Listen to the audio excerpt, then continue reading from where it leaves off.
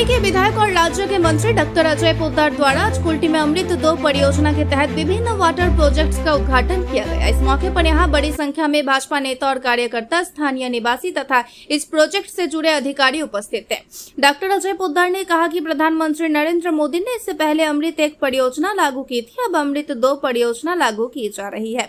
इसके जरिए लक्ष्य रखा गया है कि 2027 के मार्च महीने तक कुल्टी विधानसभा क्षेत्र में एक भी ऐसा घर न रहे जहां पर पानी का होम कनेक्शन ना हो। इसके लिए युद्ध स्तर पर काम किया जा रहा है।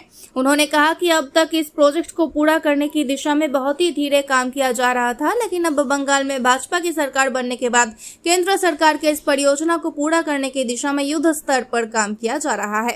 आज इस परियोजना का उद्घाटन किया गया। जब उनसे पूछा गया कि किस प्रक्रिया के तहत हर घर में वाटर कनेक्शन उपलब्ध कराया जाएगा, तो डॉक्टर अजय पोद्दार ने कहा कि इस पर बाद में विस्तार से चर्चा करने के उपरांत फैसला लिया जाएगा।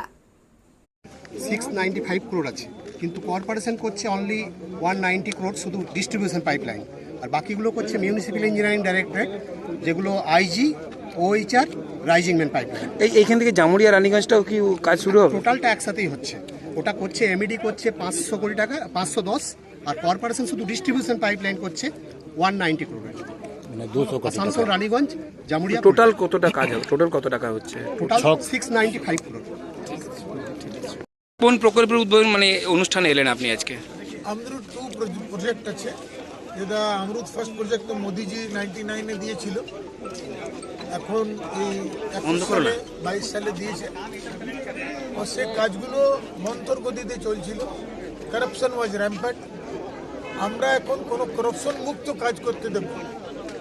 ইঞ্জিনিয়ারকে আপনি যে ভাষায় বলেছি আপনি শুনতে পাচ্ছেন कि আপনি ইঞ্জিনিয়ার আছেন, you have to show with your efficiency.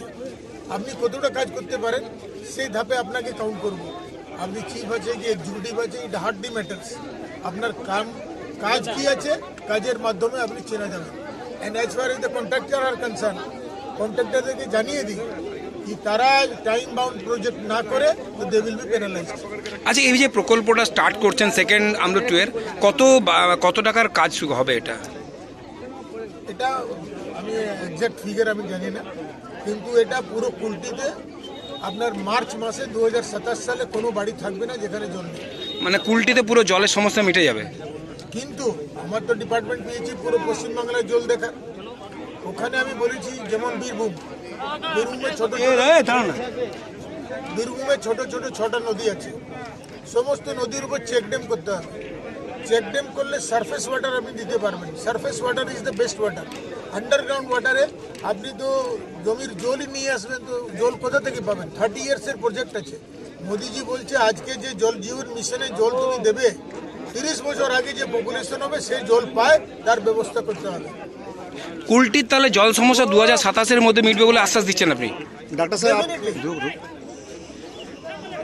কত আরো নতুন কানেকশন হবে বলে আপনারা একটা আশা করছেন? যেটা যত জন আছে সবাইকে দেবো কানেকশন, যত বাড়ি আছে everybody will get the connection. কিভাবে কানেকশনের সিস্টেমটা কি থাকবে সেটা আমরা মানে মিউনিসিপ্যালিটি কর্পোরেশনে বসে ঠিক করব। সেটা তো এখানে বলেন নয়। যারা পায়নি তারা কত টাকা নেওয়া যাবে, কি করা যাবে, দ্যাট হ্যাজ টু বি মানে সিস্টেমেটিক ওয়েতে করতে হবে। কারো 65 টাকা নেবো আর কার 13,000 টাকা, এসব হবে না। राज्य की मंत्री अग्निमित्रा पॉल आज नरसा मोदा कोलियारी से इसको रोड तक कोयले के परिवहन के लिए एक पेवर्ड ब्लॉक रोड के उद्घाटन के लिए पहुंचे। इस मौके पर यहां इसको के अधिकारी भी उपस्थित थे।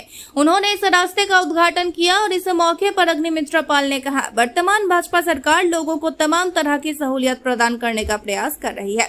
खासकर फुटपाथ पर अतिक्रमण करके जो लोग दुकान लगा रहे हैं उनको हटाने के लिए कहा गया है। उन्होंने कहा है कि उन्हें 15 दिनों का समय दिया जाएगा। अगर 15 दिनों के अंदर वह अपनी दुकान नहीं हटाते हैं तो फिर से उन्हें 15 दिनों का समय दिया जाएगा। इसके बाद भी अगर वह अपनी दुकान नहीं हटाते हैं तो राज्य सरकार द्वारा कानून के मुताबिक कार्यवाही की जाएगी।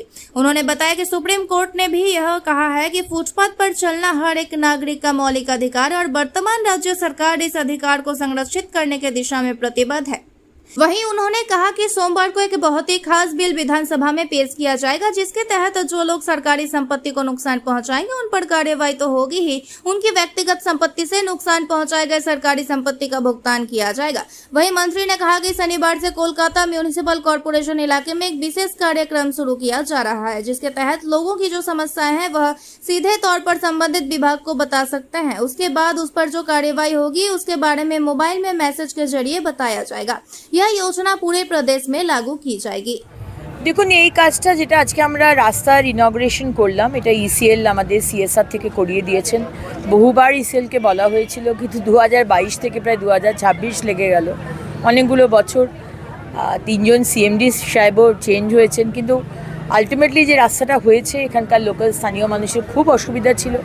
আমরা ধন্যবাদ জানাতে চাই ইসিএলকে, ইসিএলের সিএমডি সাহেবকে, মাননীয় মন্ত্রী জি কিষণ রেড্ডিকে, আমাদের এমওএসকে। কিন্তু শুধু এই রাস্তাটা নয়, এখন নতুন সরকার এসছে এবং আমার দপ্তর urban development and municipal affairs থেকে আরবান এলাকাতে যেখানে যেখানে রাস্তা দরকার, বর্ষার সময় আমরা জাস্ট টাচ আপ করবো, কিন্তু বর্ষার পরে আমরা কিন্তু রাস্তা বানিয়ে দেবো। আরেকটা বিষয় হচ্ছে ওয়েস্ট ম্যানেজমেন্ট। প্রত্যেকটা জায়গাতে লেগাসি ওয়েস্ট, মানে পাহাড়ের মতো মিক্স করা waste, wet waste, dry waste কিছু নেই, সমস্ত মিক্স করে প্রত্যেকটা শহরে দেখবেন ঢোকার সময়তেই আপনাকে অভ্যর্থনা জানাবে পাহাড়ের মতো নোংরা। সেগুলো নিয়ে আগের সরকার কোনো কাজ করেনি, ইম্পর্টেন্টই ভাবেনি। সেটা নিয়ে কিন্তু আমাদের কাছে এটা it's a very very important issue, এবং সেটা নিয়েও আমরা ইমিডিয়েটলি কাজ শুরু করছি। অনেক জায়গাতে কাজ শুরু হয়ে গেছে। এবং থার্ড হচ্ছে অমৃত, বাড়ি বাড়িতে পানীয় জল পৌঁছে দেওয়া, সেটাও আমাদের কাছে প্রায়োরিটি লিস্ট। এই তিনটে আমাদের দপ্তর থেকে প্রায়োরিটি লিস্ট। তার সাথে সাথে আসানসোল টু দুর্গাপুর আমরা একটি এরিয়াল মেট্রো করার প্ল্যান দিয়েছি, এবং তার জন্য যে সার্ভে হয় সেই সার্ভের জন্য বলা হয়েছে রেসপেক্টিভ সংস্থাকে। এবং দামোদরের উপর যে ব্রিজ বানাবার আমরা বারবার করে প্রতিশ্রুতি দিয়েছিলাম, সেই ব্রিজটাও আমরা সরকারকে জানিয়েছি, মাননীয় মুখ্যমন্ত্রী চিফ সেক্রেটারিকে জানানো হয়েছে, এবং সেটাও আমরা খুব তাড়াতাড়ি শুরু করবো, এটা প্ল্যান করছি।